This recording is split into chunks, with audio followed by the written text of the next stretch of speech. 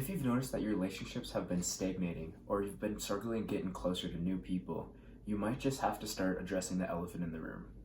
So I'll give you a few examples of this problem. I'll kind of walk you through exactly what I mean by addressing the elephant in the room.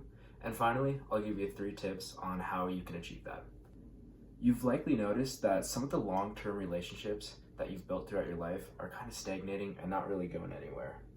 Whether it's the thought of you guys hanging out kind of leaving a bad taste in your mouth, or maybe you guys are just growing apart because of life. You know, maybe they get real busy, or they even go to the moon and start like a moon colony. That'd be real cool. You might just be growing apart. And in the long term, that's okay. But I think this idea of addressing the elephant in the room can help you gauge whether you're actually growing apart, or maybe you guys are just having communication problems and you guys could have a great friendship and rekindle that friendship. But maybe you guys just aren't talking about the right things. So addressing the elephant in the room means exactly what you think it means. It's simply talking to the other person and saying, hey, I'm feeling this tension between the two of us. Let's fix this. Maybe it could be this, maybe it could be that. And addressing the elephant in the room, it's exactly what you think it is. And after you address the elephant in the room to this person, it's likely that they'll have a wave of relief, the both of you will, because they've probably felt this tension too.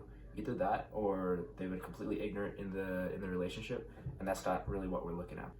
But most people will probably feel the tension that you've been feeling too, and so addressing it will kind of lift this weight off of both parties.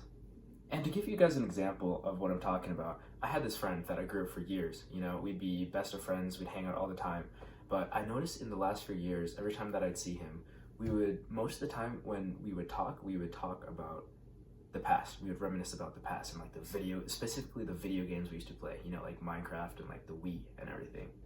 And we would talk about these video games, but I kind of started getting bored of these conversations, and I noticed that he did too, right? We were both kind of finding this middle ground of conversation that we both didn't really care about. We both kind of grew out of that, but we didn't really have anything else that related us together because of that past. And so we would fall back into the habit of talking about the same thing, and it was so boring. And I got to the point that I wasn't even sure if I wanted to be friends with him. And so finally, I decided to address the elephant in the room and just tell him, hey, I am so bored of talking about video games all the time. Like, let's talk about something else, you know? And something past the small talk. Let's get deep about something. And after I brought that up and talked to him about that, he was like, man, I was feeling the same thing. You know, I liked the video games we used to play together, but man, I'm getting bored of talking about them. And after a few weeks of kind of realizing that we didn't like talking about the video games we used to play and our past, I genuinely got my friend back. I mean, we're still best of friends and everything. It's not like we never were, but again, there's kind of a separation that was happening because of a lack of communication. And so, yeah, I feel like I got my friend back. And it's been amazing, and it's all because I addressed the elephant in the room. And I think a lot of people in life have these types of relationships where people are kind of growing apart, but maybe it's just a lack of communication. And instead of just simply addressing the elephant in the room, because that can be uncomfortable and almost unbearing, a lot of people will try to, you know, change the way they act in the relationship without telling the other person. So they might try to crack different jokes or talk about different things, and that might leave the other person a little confused because there's just this change in tone and actions that you've been taking, and they're kind of left there like, huh? That's not really how our relationship goes. And I think it's significantly easier in this context if you just address the elephant in the room and say, hey, our friendship really isn't going anywhere, and I'm kind of bored. And it's okay to say that.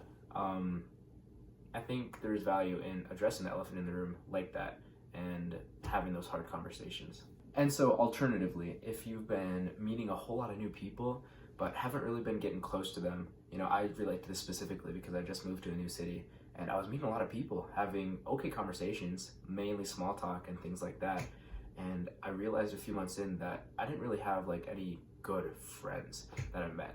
And it makes sense because I just moved, but also I think it was something that was possible to have, that I was just kind of missing something. And so if you resonate with this concept of meeting a whole lot of new people, but you're not really getting close with any of them, addressing the elephant in the room might just be your answer.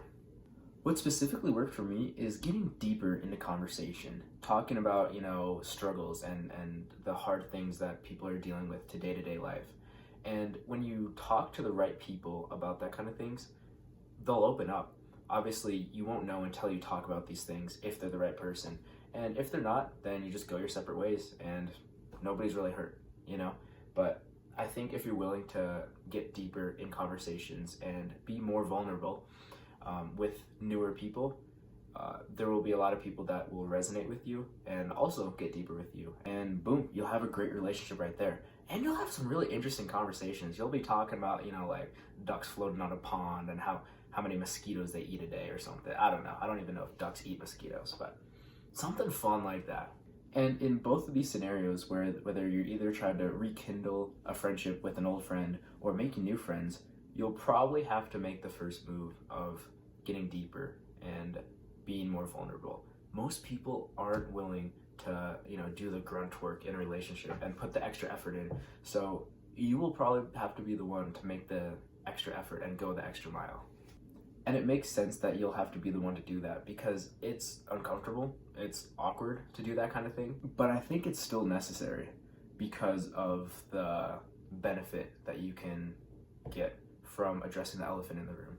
And so if that idea of you having to be the one to make the first move, the first effort, to go out and address the elephant in the room, if that idea makes you uncomfortable, so what?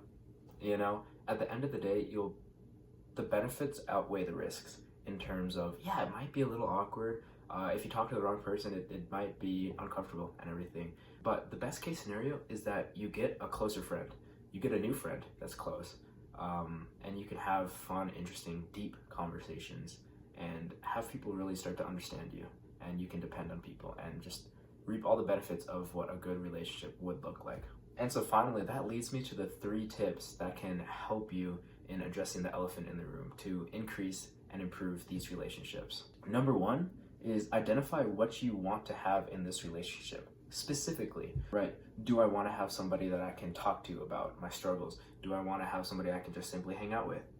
Identifying what you want in the relationship with this specific person is crucial in addressing the elephant in the room.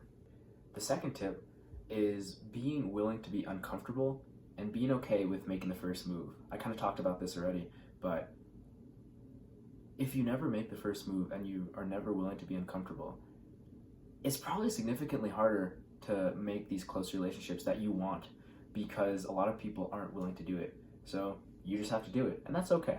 And finally, number 3, have fun with it.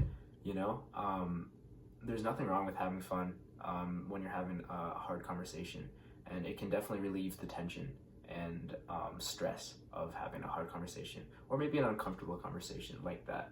And again, long term, you'll probably see a lot of benefit in the relationships that you have with people.